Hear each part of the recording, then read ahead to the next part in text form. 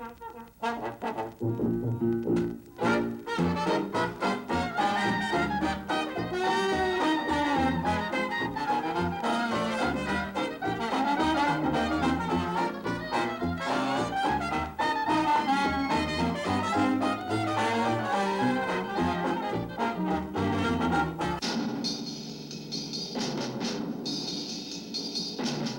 it comes, the return of the great American dream machine.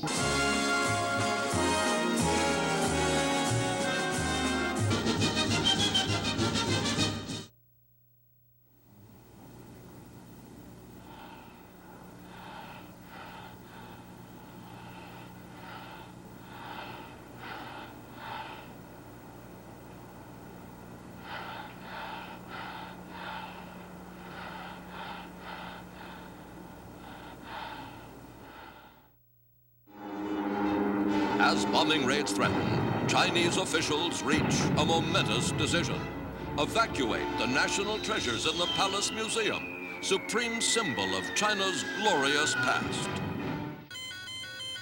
The journey that began that night has ended here, in an underground fortress, a kind of Fort Knox of art, on the island of Taiwan. One Chinese poem says it best: "Don't lose the past. If you lose the past, your will becomes a brittle thing, easily broken. Hold with the past, and all dishonor melts away."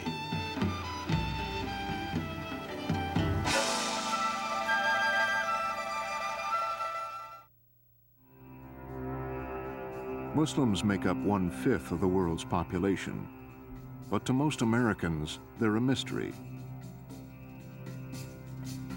Islam shares its origins and principles with Judaism and Christianity, but still, Islam is seen as a threat. Patriarchal, authoritarian, hostile to the West, militant. Tonight on Frontline, the many faces of Islam. A journey to the Middle East, to Africa and Asia, to Europe and America.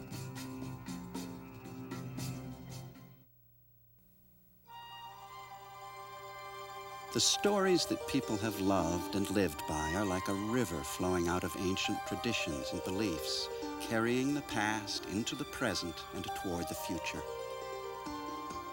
A culture defines itself by the heroes and heroines it creates in its own image, and by the tales that have constantly inspired its artists to new visual interpretations.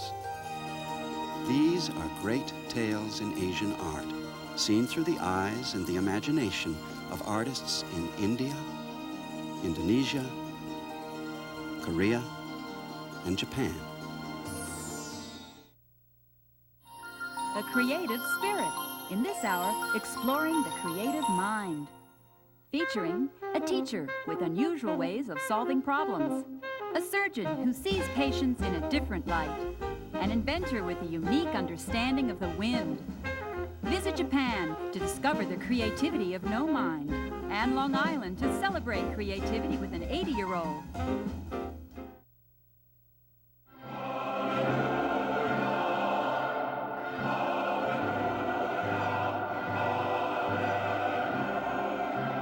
America is a nation guided by faith.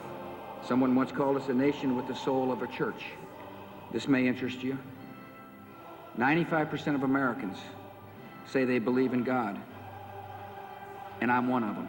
A government that gets involved in religious faith based on all the lessons of human history is a prescription for disaster. I'm worried about religion and ideology dividing us all. God and government, faith and freedom, prayer and politics. Can they, should they intersect?